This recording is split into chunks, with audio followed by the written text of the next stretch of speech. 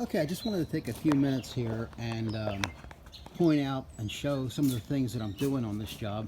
And basically every job I ever do, if I do a job like this, it's got soffit, it's got the fascia, and it's got the soffit underneath. And then it has a freeze board on the house itself. You can see where the soffit dies into the freeze board. I call that a freeze. I wanted to make some comments about this soffit. On this particular job, this is a one run. This whole run was like 12 feet. So I was able to do it in one shot, of course.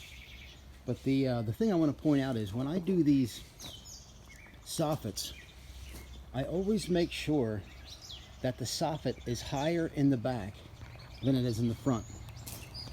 So I'll snap that line about 3/16 of an inch or an eighth and hold the channel to the top of the line, and that way it appears level from the ground. But when you're up there, you can tell that it does have a little bit of pitch on it. The reason for that is, I don't think it will, but if you ever get water behind this faceboard, the water will pile up and build up along this edge here rather than make its way back towards the house. That's not what I wanted to do. I wanted to end up at the end of the fascia and leak out behind the front of the fascia. Of course, after time, that would destroy the faceboard, but it would keep the water away from the house. So that's one of the things. That's how I try to do it, and always try to use center vent.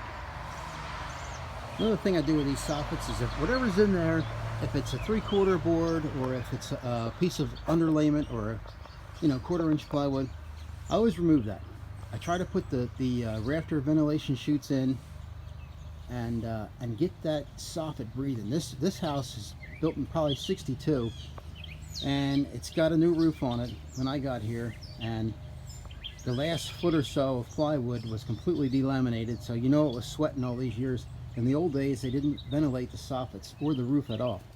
So I'm here now. I'm trying to update it as much as I can, with working with what I have to work with here. This is just a job that I did. I didn't do the nail light or the seated impressions they call nowadays, but I was able to do the header on the window and the freeze board, and I did also use the brake buddy on that fascia there. And that fascia is one piece. That's well over 12 feet. I made that one piece on a 12-foot brake. Some of the things. I'm going to cover this whole corner board here. That's going to get covered up, and so here's some of the things in this place that's finally taken place here. Some of the detail.